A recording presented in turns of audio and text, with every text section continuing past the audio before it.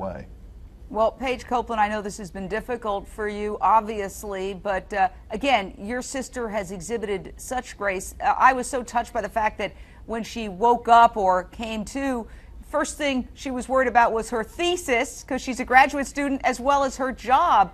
Tell us about this game you play. I understand she's on a ventilator, so she can't speak. Correct me if I'm wrong, but you play some kind of game that nurses have described as almost like a game show type game to communicate. Tell us about that. It is, and you know, we'll go in there and we'll talk to her a little bit. We'll ask her some questions, and when she starts to speak, you know, with the tube down her throat, it's hard for her to close her mouth and really enunciate some of the sounds that we're so, you know, find so easy. So in the beginning, you know, we can kind of get an I or that in the beginning. So then we'll ask her from there, are you saying a statement? And if she doesn't nod, we'll say, are you asking a question? And she'll say, yeah, I'm asking a question. And so we'll go from there. Okay, first word is I, and then we'll go to the second word. And if we understand that, we'll keep going until it's the third word.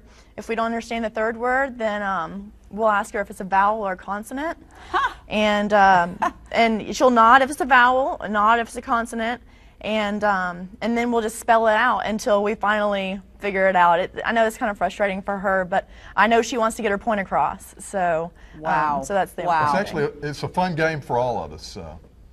Well, you guys really are inspiring to me, and boy, this is something that puts everyone's life in perspective. If you can exhibit this kind of optimism and just attitude at a time like this, we should all be able to do so. Amazing. You know, when Amy was infected, some people called it the perfect storm. She fell off this zip line and right into a river.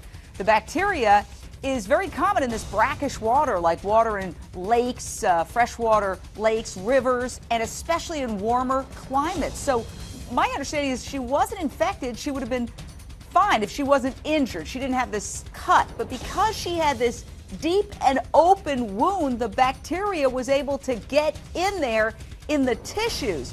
So, Andy, tell us about that, because my understanding is she fell into the river, she cut her leg, she got 22 staples to close the wound.